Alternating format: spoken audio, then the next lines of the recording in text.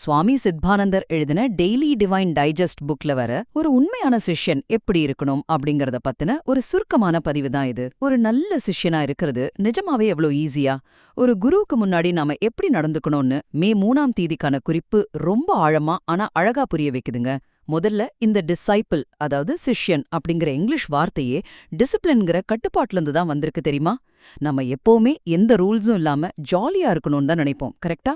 ஆனா நெருப்புல சுட்ட மண்ணு தான் உறுதியான பானையா மாறுற மாதிரி கடுமையான கட்டுப்பாடு மட்டும்தாங்க ஒரு சிறந்த சிஷ்யனை உருவாக்கும்.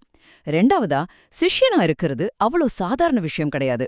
ஏன்னா ஒரு குருவுக்கு முன்னாடி நம்மளோட அந்த நான் அப்படிங்கிற ஈகோவை மொத்தமா கழட்டி வைக்கணும். இது ஒரு பெரிய மலைய தூக்குற மாதிரி கஷ்டம்தான். ஆனா கத்துக்கிறதுக்கான படியே முழுமையான கீழ்ப்படிதலும் விசுவாசமும் தானே. கடைசியா, இப்படி ஈகோவை விட்டுட்டு இருக்கிற சிஷ்யன்கிட்ட மட்டும்தான் குருவோட முழுமையான அறிவும் சேரும். அவன்தான் நாளைக்கு ஒரு சிறந்த குருவாவும் மாற முடியும். சும்மா சொல்லலைங்க, இதையே தான் பகவத்கீதையும் சொல்லுது. பணிவு, கவனித்தல், அப்புறம் சேவை, இது மூலமா தான் உண்மையான ஞானத்தை அடைய முடியும்.